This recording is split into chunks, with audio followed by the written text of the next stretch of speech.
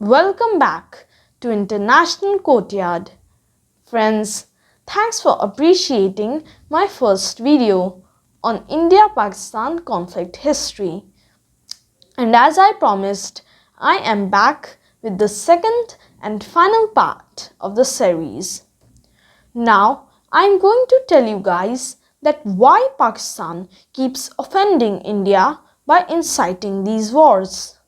Friends, if you observe in the 73 years of history of Pakistan as a nation, you will see that Pakistan has always had a fragile democracy, which is one of the major reasons for that.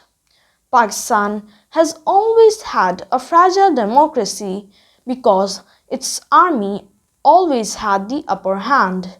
It all officially started in 1958 when retired Major General and President Iskandar Mirza took over the country, deposed the government of Prime Minister Feroz Khan Noon and declared martial law on October 7, 1958.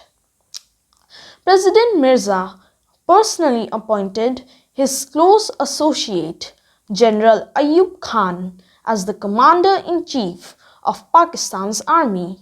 However, Khan ousted Mirza when he became highly dissatisfied by Mirza's policies.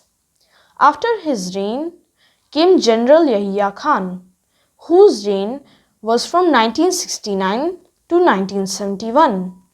There were also a few Democrats in the Pakistan's political history, like Zulfikar Ali Bhutto, who won the presidential elections in 1971, but was later filed a case against by General Zia-ul-Haq, put in prison and then hanged in 1979.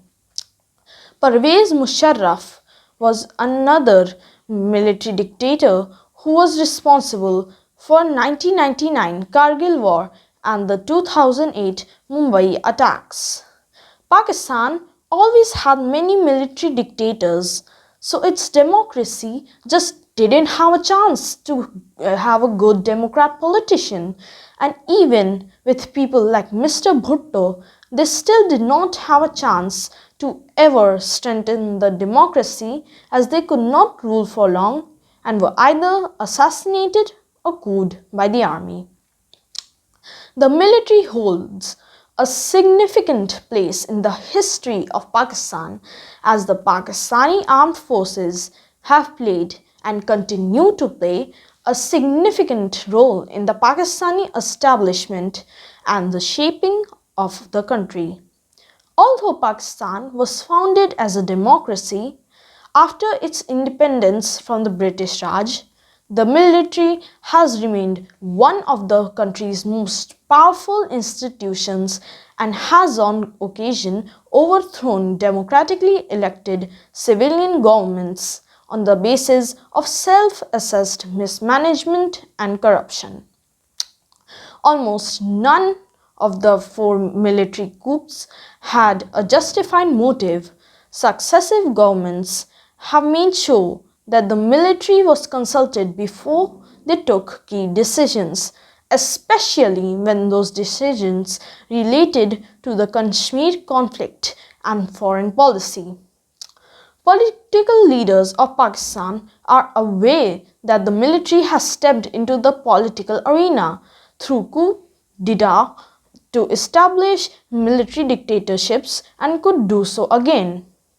To gain the trust of the people of Pakistan, the army had to justify and legitimize its rule in their eyes.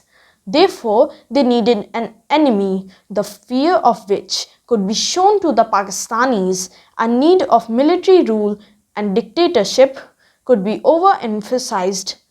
Plus, a considerable chunk of Pakistan's budget could be taken for military. But as this budget was going for the arms and ammunitions, the high-ranking generals in its army siphoned a large amount for their money for their personal benefits also, which can be exemplified by the fact that many retired and serving high-ranking military officials in its army have large personal investments in the USA, UK, Saudi Arabia, and many more. A recent significant revelation was about Lieutenant General retired Asim Salim Bajwa, then Special Advisor to PM Imran Khan, in which he was found running a multi-million dollar pizza delivery business in the UK, famously called Papa John's Pizza Scandal. Now, according to me, there is one more factor that why Pakistan hates India.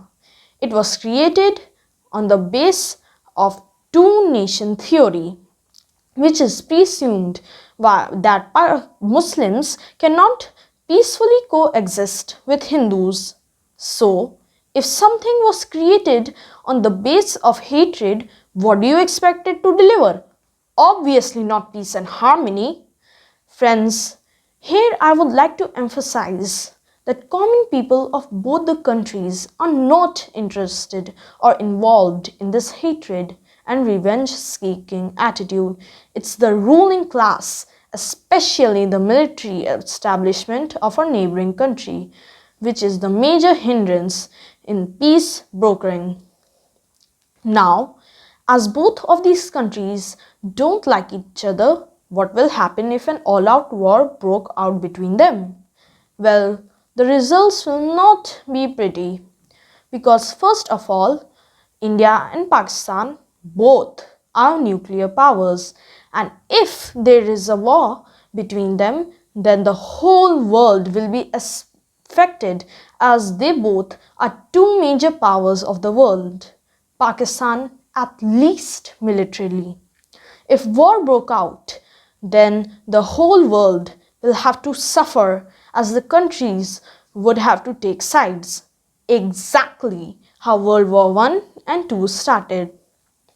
So, if the war takes place, then it will no sooner turn into a world war. It will be devastating for humanity as millions will be killed. And not to mention that India will have a little disadvantage as both Pakistan and China are next door neighbors of India. And it will be quite a hassle for India as it will be battling on both of its fronts. Though, to tackle such situations, India has already taken some extraordinary diplomatic and strategic steps like Quad alliance consisting of USA, India, Japan and Australia, which I will take up in some separate discussion.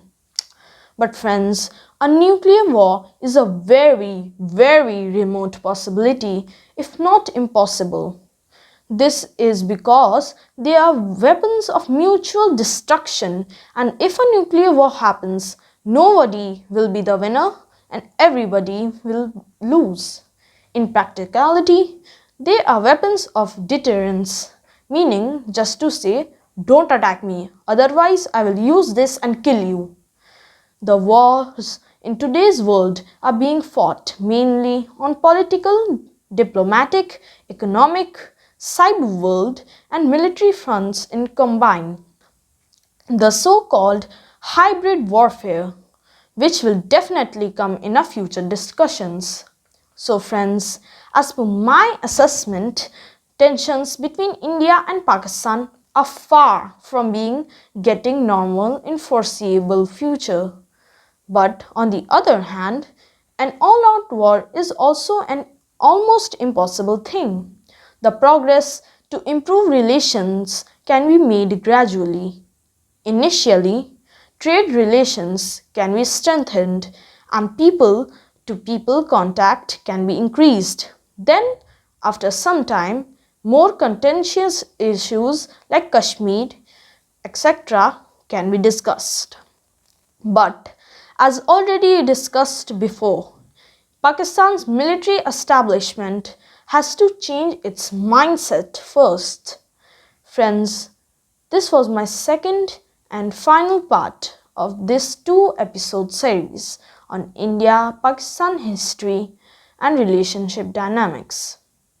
Hope I would have been able to convey my analysis on the topic to all the viewers. We will meet again to discuss some other important current national or international issue in this ever-changing world. Kindly give your feedback in the comment section below. Thanks a lot.